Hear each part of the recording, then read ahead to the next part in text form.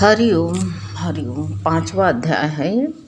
इसमें बताया है कि संसार में कैसे रहें और संसार में रहें और कैसे रहें और बच के कैसे रहें। बचने का तरीका तुम सीखो, गुरु से बताते हैं कि तुम अगर जो है सोचो कि संसार में हम छोड़ के भाग जाएं तो नहीं भाग सकते हो। इस प्रकार ये कहते संसार प्रपंच हाथ धो करके कहोगे हमारे पीछे पड़ा हुआ है, जिससे स्वधर्म मर्यादा में रहते हुए भी संसार से पिंड नहीं छूट सकता। कहो हम स्वधर्म का पालन कर रहे हैं, हम स्वधर्म में रह रहे हैं, आत्मा में रह रहे हैं, संसार हम में रहते नहीं, लेकिन संसार से तुम्हारा पीछा कहाँ छूट सकता। संसार से ये संसार में ही तो स्वधर्म हो सकता है कि कहीं बादल में जाओगे, वहाँ है तुम्हारे पास रहने की कोई जगह। सुना होगा कि चांद पर जमीन लोगों ने खरीद लिया है, लोग कहते टापू में खरीद लिया, तुमने खरीदा है? ये मर्यादा में कहाँ दुनिया के झंझट में पड़े हुए हो। तो यही कहते संसार से पिंड तुम्हारा नहीं छूट सकता है। जब गुरु बताते हैं कि बहुतेरे तुम उखाड़ पछाड़ करना छोड़ दो और तभी भी ये झंझट कम नहीं होंगे। तुमको कहो कि झंझट यह भी हमारे कम कर दें तो ये नहीं हो सकते हैं। अपना संसार प्रपंच भी छोड़ दिया तुमने, छोड़ करके भी कहोगे पूरा हम जो है अब अलग ही हो गए। अरे वहाँ भी ममत भरा पड़ा रहेगा जहाँ भी तुम जाओगे। जैसे ये संसार कहते नहीं राक्षस की तरह है, कभी राक्षस बड़ा होता है, कभी जो है कभी छोटा होता, यही हाल जो है ये संसार का भी है। तुम संसार के पीछे पड़ते क्यों? संसार के ये जगत का जगत देखो, नहीं भगवान देखो। आखिर जो कहते हैं कि तुम चाहे महल में रहो चाहे झोपड़ी में रहो, हैं, लेकिन वो सब जगह गुरु कहते हैं स्वधर्म का बंधन तुम डाल करके यद्यप जो सोचो संसार प्रपंच से और जो है हम छुट्टी पा जाएं, छुट्टी नहीं पाओगे। संसार कहीं खराब है ही नहीं, तुम्हारा मन खराब है। अपने मन को जो है बताया ये तुम्हारे अंदर डेरा डाल के बैठा है। तो ये कहते वहाँ से तुम जो है चले जाओ, पहाड़ पर जाओ, पहाड़ पर बैठोगे जा करके वहाँ से भी तुम उब जाओगे।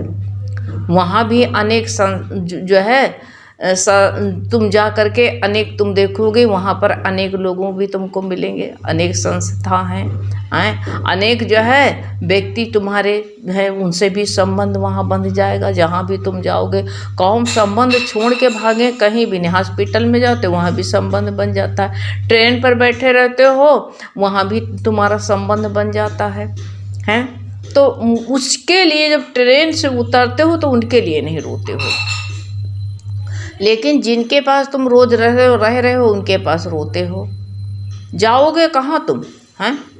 लोग जहाँ भी जाओगे वहाँ भी तुमको कहोगे हमको आफत मिल गई। जब तुम आफत समझोगे तो आफत है ही।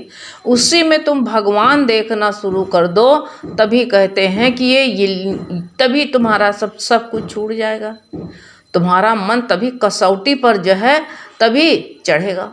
केवल जो कहते स्वधर्म अपनाने से नहीं, इसे अलिप्तता नहीं आएगी, हैं?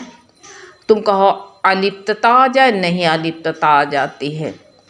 ये कैसे अलिप्तता कैसे प्राप्त होगी? ये कहते हैं मनोमय। कहते हैं मनोमय जो है यत्न जरूरी होता है।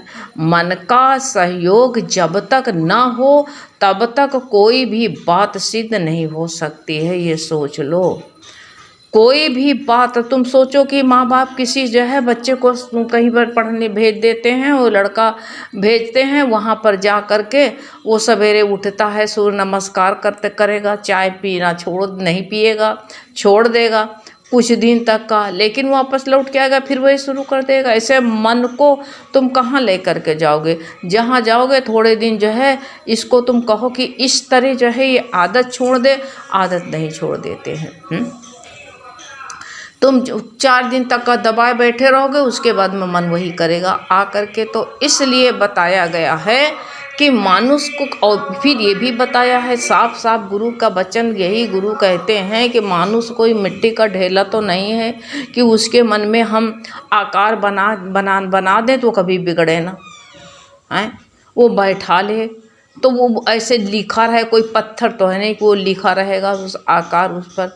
इसलिए ऐसा ना सोच करके, ऐसा ना बैठ करके कहना होगा कि बाहर से तो हम बदल भी सकते हैं, बाहर को हम जो है हटा भी सकते हैं।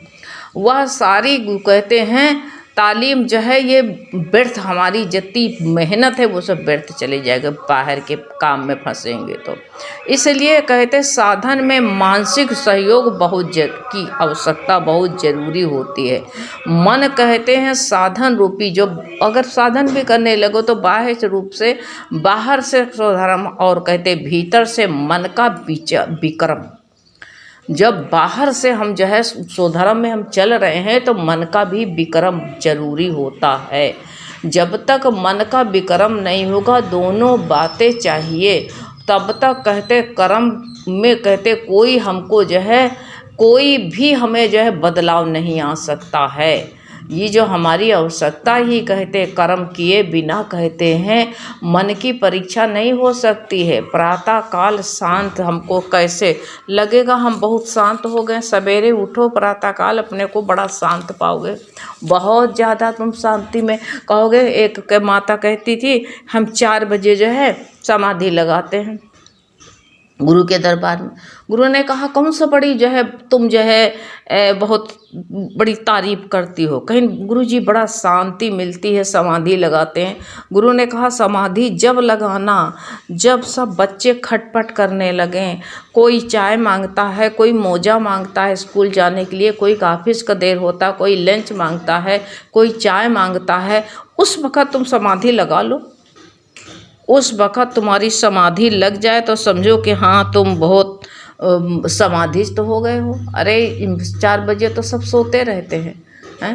तो ऐसे मन को तुमको पता है जा अत्यंत शांति तुमको कब मालूम होगी। जब ये सवेरे उठोगे तो कहोगे अत्यंत शांति मालूम होगी। लेकिन जब कहते हैं बच्चों को ज़रा जागने दो, हैं घर में जो है जब सब लोगों को जागने दो, सब लोग जो है चिल्लाने लगे, तब तुम्हारी शांति की असली शांति की कीमत तुमको मालूम पड़ जाएगी कि हम कितने हम शांत हैं। तुरंत ही गुरु कहते हैं वही कर्म जो है होगा। कर्म को जो है तुम टालने से काम नहीं चलेगा। ऐसे कर्मों से हमारा मन का स्वरूप जो प्रकट हो जाता है। जैसे कहते हैं पानी ऊपर से साफ दिख रहा, परंतु उसमें पत्थर डालिए तुरंत तुम देखोगे पानी साफ साफ बह रहा, लेकिन एक पत्थर फेंक के ईंटा फेंक के उसमें देखो तुरंत ही कहते अंदर की गंदगी ऊपर आ जाएगी। वैसे ही दशा हमारे मन की है, हमारे मन की वैसे ही दशा है। मन के अंदर मान कहते अंतर सरोवर में घुटने भर गंदगी भरी रखी है, जमा है उसी के अंदर। बाहर की वस्तु का कहते हैं स्पर्श होते हुए कोई जरा सा बिच्छी की तरह जो है छू ले तो कहते हैं हमारा जो है कैसे ऊपर से आग निकल आएगी। कहते अब ऊपर से लगता है हम सही हैं, कहेंगे हम क्या करें, गुस्सा आ गया हमें। अरे गुस्सा कहाँ से आया, बाहर से आया है, वो अंदर था तभी जो है ऊपर आ गया। हम जानते बाहर था ही नहीं। इसलिए कोई चीज़ को जो है टालने की नहीं, हर गुरु हर तरह का ज्ञान दे दिया है। तुम कहोगे सफ़ेद कपड़ा नहीं पहनेंगे मैला हो जाता है। अरे कपड़ा जो है मैला हो जाता है वो बोलने वाला कपड़ा है, और जो है काला वाला बोलता नहीं, मौन रहता है। जैसे कुछ लोग ऐसे होते काले दिल के होते हैं, वो बोलेंगे नहीं लेकिन अंदर मैल भरी रहेगी। ऐसे काला कपड़ा होता है, उसके एक एक तने में जो है मैल भरी होगी, वो चुपचाप बैठा रहेगा। और सफ़ेद होगा वो बोलेगा, कहेगा मैं मैला हो गया हूँ अब मुझे धो डालो। हैं वो मुँह से बोलने वाला जो है वो हमको पसंद नहीं आएगा। ऐसे आदमी भी वो कहते हमको पसंद नहीं आएगा, जो बोलते हैं इनकी बोली हमें बहुत ख़राब लगती है। अरे ये सोचो हमारा कर्म जो हम कर्म करते हैं वो कर्म हमारा बोल रहा है, बतलाता है कि देखो आप क्रोधी हो। जब हम तुरंत बोल दिए वो कहेगा आप क्रोधी हो, आप स्वार्थी हो, आप जो है कामी हो वो तुरंत बोल देगा। कहते हैं कर्म जो होता है, जो हम कर्म करते वो दर्पण होता है जो हमारे स्वरूप को दिखा देता है। अतः हमें कर्म का भारी बोझा जो होता है भारी होना चाहिए।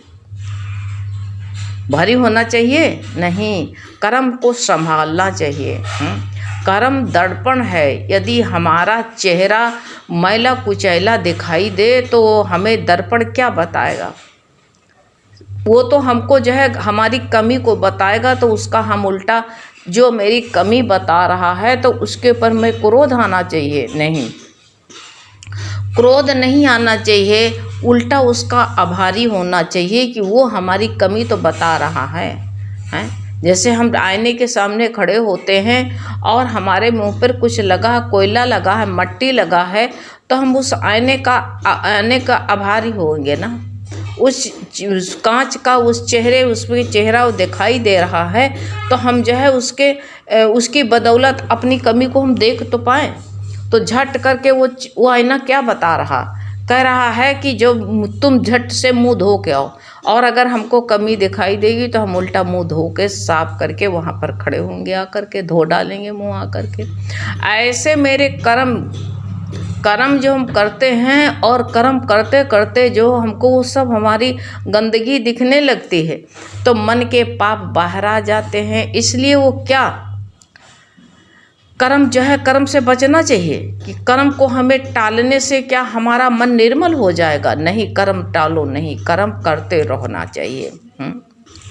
निर्मल कहते हैं होने के लिए उत्तम कर्म करते रहना चाहिए। मानुष कहते हैं कभी भी जो कोई कहे कि हम वो सोचता है जा कर के गुफा में जा बैठेंगे, जाए वहाँ भी किसी का कहते संपर्क हो जाता है। हमको नहीं हो पाएगा संपर्क, वहाँ नहीं होता है, वो समझने लगता है। लेकिन अब जो है बिल्कुल शांति मिल गई है। कहीं एकांत में चला गया, लोग कहेंगे हरिद्वार जा रहे हैं, हरिद्वार जाने, वहाँ बड़ी शांति। हरिद्वार छोड़ कर के आओ, शांति कुंज छोड़ कर के आओ, फिर देखो आए संन्यास ले लेते हैं, गुफा में बैठे रहेंगे, वो अपने मन को इतना कमज़ोर कर पाएंगे। जरा से कहेंगे हम बहुत शांत रहते हैं। इसलिए कहा गृहस्थ बहुत अच्छे हो तुम, चिल्ला लेते हो, बोल लेते हो, अपने मन की भड़ास सारी निकाल के फेंक देते हो। छुट्टी तो मिल जाती है। निकालने के बाद जैसे बादल उठते हैं बहुत तेज से घने घने और बरस के निकल जाते हैं तो जो है आकाश कितना साफ हो जाता है। ऐसे मान लो तुम घर में हो, गृहस्थ में हो और तुम्हारे अंदर ये जो है अंदर जो है बादल उमड़े और तुम जो कभी रो लेते हो, कभी हंस लेते हो, कभी कुछ कह लेते हो तो तुम्हारा जो है मन मजबूत, तुम्हारे अंतःकरण मजबूत भी होता, मन शांत भी हो जाता है। और जो गुफा में बैठे हुए हैं, गुफा में जाकर सब कुछ छोड़ दिया, गुफा में जा कर के बैठ गए।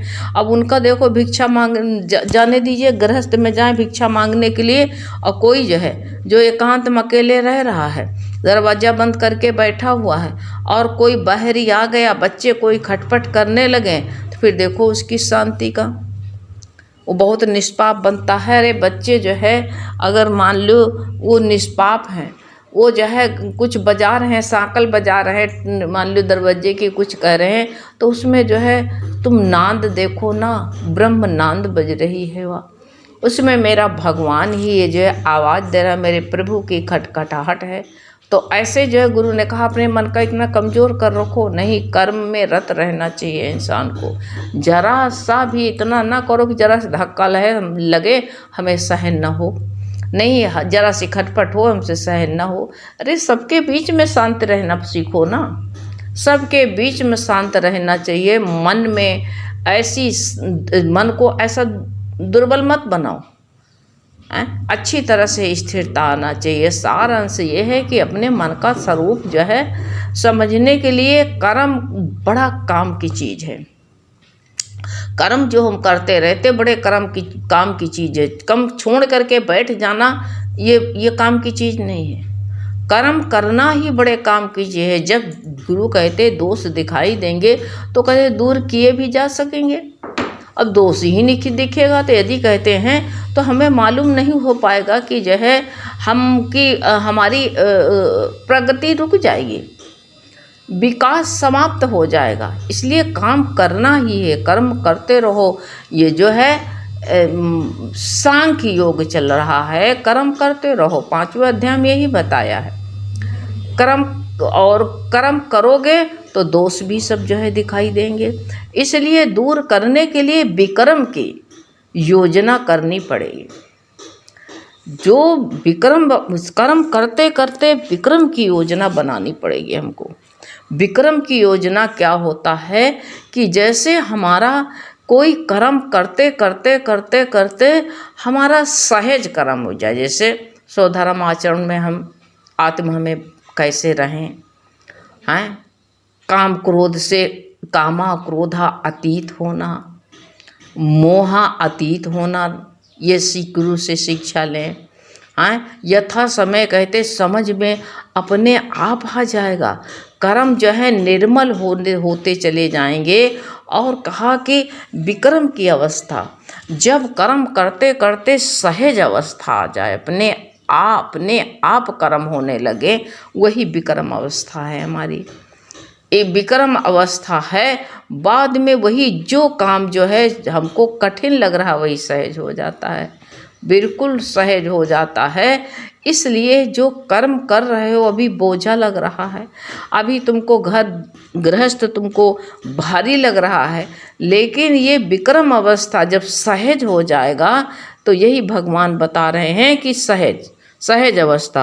और कैसे सहजता कैसे बैठेगी, 4थे अध्याय में ये कह दिया, संतों के पास में जाके बैठो, वो इसकी कला बता देंगे, वही मालूम हो जाएगा। इसीलिए 4थे अध्याय में भगवान ने बताया है कि ये कला अपने आप तुमको आ जाएगी, कहूँ जाना पड़ेगा नहीं।